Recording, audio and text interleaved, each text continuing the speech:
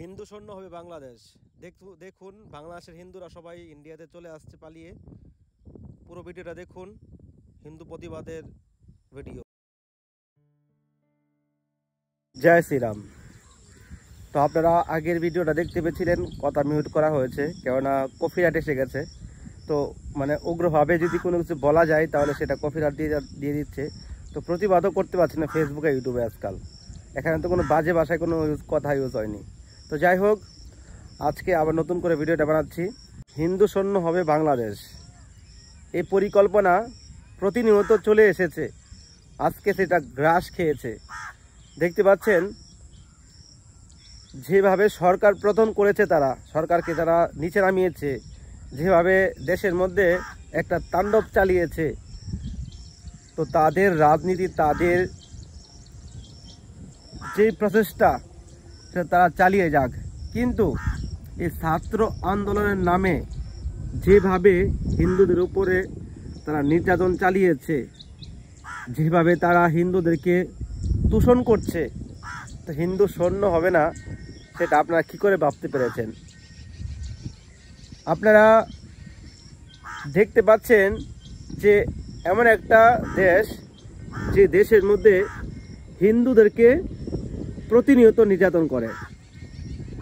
আপনি দেখুন, আরও তো আমাদের বিশ্বের মধ্যে বিভিন্ন জায়গা রয়েছে, দেশ রয়েছে, ওইসব দেশগুলোতে কিন্তু সেরকম অত্যাচার হয় না। আমরা যদি দেখি আমাদের ভারতবর্ষ তো মুসলিমরা রয়েছে, আমরা হিন্দুরা কোথায় ভারতবর্ষের মুসলিমদেরকে অত্যাচার করে? কোথাও তো অত্যাচার করে না, আর উল্টা তারাই আমাদের সঙ্গে ঝগড়া লাগতে আসে। তো এই যে তাদের একটা নিচু মনের মানুষ, তারা এইভাবে যে হিন্দুদেরকে, সাধারণ সংখ্যালঘুদেরকে এইভাবে নির্যাতন করছে। আজকাল অনেক ভিডিও ফটোস আমার মোবাইলে আসছে, কিন্তু সবগুলো আমি লাগাতে পারছি না, সবগুলো দেখাতে পারছি না। এগুলার কারণ কি? কপিরাইট এসে যাচ্ছে। তো আমি একটা কথাই বলবো যে আপনারা যারা হিন্দু রয়েছেন, আপনারা বাংলাদেশে সবাই একত্র থাকেন। আপনারা এক থাকলে যত শক্তি আসুক না কেন, আপনারা একটু রুখে দাঁড়াতে পারবেন। আপনারা একত্রিত থাকেন, দেশের মহল যদি একটু ভালো হয়, তো আপনারা ধীরে ধীরে এই বাংলাদেশ থেকে আপনারা এই ভারতবর্ষে আসবেন। কেননা ভারতবর্ষের সরকার অলরেডি একটা আইন পাস করেছে।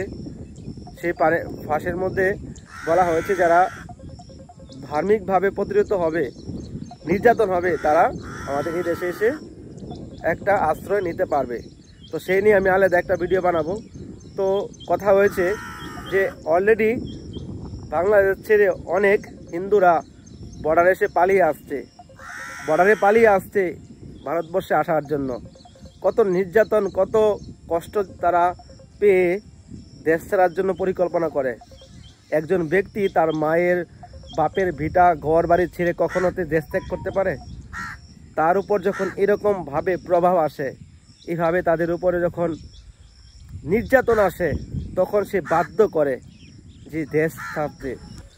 দেখুন বাংলাদেশে হিন্দু মেয়েদের উপরে কিভাবে নির্যাতন চলছে। এটা কি করে সম্ভব? এটা কি করে মেনে নেওয়া যায়? আমাদের হিন্দু জাতির উপরে এভাবে অত্যাচার করছে, নিরীহ হিন্দুদের উপর অত্যাচার করছে, মেয়ে মা বোনদের উপরে অত্যাচার করছে।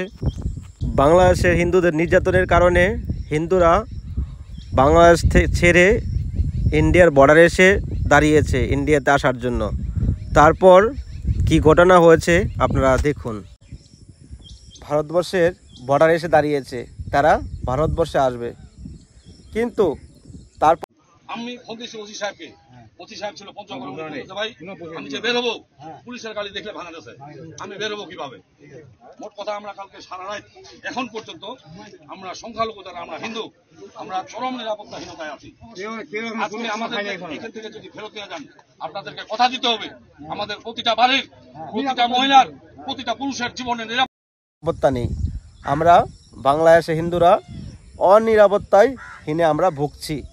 আমাদের ঘর বাড়ি লুটপাট করছে, মন্দির জ্বালিয়ে দিচ্ছে, ভাঙচুর করছে, আমাদের মা বোনদেরকে ইজ্জত নিয়ে খেলছে। তো আমরা কোথায় যাব? আপনারা আমাদেরকে প্রতিশ্রুতি দিন, এখানে কথা দিন যে আমরা যদি দেশে আবার ফিরে যাই, আমাদের মা বোনদেরকে আপনারা রক্ষা করবেন, আমাদেরকে পাহারা দিবেন, আমাদেরকে রক্ষা করবেন, সেরকম প্রতিশ্রুতি দেন। তো সেই কথা বলে তারপর এখানে ভিডিওটা শেষ করছিল। তো দেখুন, এরকম যদি অবস্থা হয়, একটা নিরীহ সংখ্যালঘু যারা কিছু পার্সেন্ট বাংলাদেশে রয়েছে তাদের উপর এইভাবে যদি অত্যাচার করে, তো হিন্দু সৈন্য হবে না। এভাবে দেখুন, আজকে গত 10 বছর ধরে আজকে আমি বলে এসেছি যে বাংলাদেশের পরিস্থিতি এমন এক হাল হবে, তখন হিন্দুরা বাধ্য হবে দেশ ছাড়তে, বাধ্য করবে দেশ ছাড়তে। তো সেটা আজকে প্রমাণ চোখের সামনে দেখতে পাচ্ছেন। আজকে বিশ্ববাসী দেখছে যেভাবে বাংলাদেশে হিন্দুদের উপর অত্যাচার চলছে। প্রতিনিয়ত তাদের ঘর বাড়ি লুটপাট। আবার কিছু দেখছি যে কিছু ওখানকার যে মৌলবাদীরা দেখাচ্ছে যে আমরা মন্দির পাহারা দিচ্ছি। মন্দির পাহারা দিচ্ছেন তো মসজিদ পাহারা দিচ্ছেন না কেন? মন্দিরে কেন পাহারা দিতে হচ্ছে? আপনারা ছাত্র আন্দোলনের নামে রাজনীতি করেছেন, সরকার পতন করেছেন, তো সেটা আপনাদের ব্যাপার। আমাদের হিন্দুদেরকে কেন টেনে নিয়ে আসছেন এখানে? হিন্দুরা আপনাদের কী ক্ষতি করেছে? হিন্দুরা তো কখনো কারো ক্ষতি করতে আসে না। আর বাংলাদেশের হিন্দুরা সবসময় ভয় পেয়ে থাকে। তারা কখনো মুসলিমদেরকে নিয়ে কখনো উগ্র বাজে মন্তব্য কখনো কোনো বলে না, কেননা তাদের উপরে কোনো না কোনো যদি ইস্যু থাকেই তাহলে তাদের উপরে আসে। কত হিন্দুদের কীভাবে হত্যা করছে, তা আপনারা রুখে দাঁড়ান, আপনারা ভয় পাবেন না। ভারতবর্ষ আপনাদের সাথে আছে।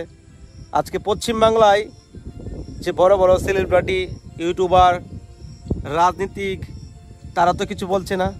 বাংলাদেশে এভাবে হিন্দুদের উপর অত্যাচার চলছে, তাদেরকে তো কোনো প্রতিবাদ করছে না, তারা তো কখনো প্রতিবাদ করছে না। আজকে বিভিন্ন জায়গায় যদি মুসলিমদের দেশে যদি কোনো আক্রমণ হয়, তাহলে সারা ইন্ডিয়ার মুসলিম, বাংলাদেশের মুসলিমরা রাজপথে এসে নেমে যায়। কিন্তু আজকে আমাদের হিন্দুদের উপর এবার অত্যাচার হচ্ছে। কোনো হিন্দু, কোনো রাজনীতিক, কোনো সেলিব্রিটি এসে তো রাস্তায় নামছে না, প্রতিবাদ করছে না।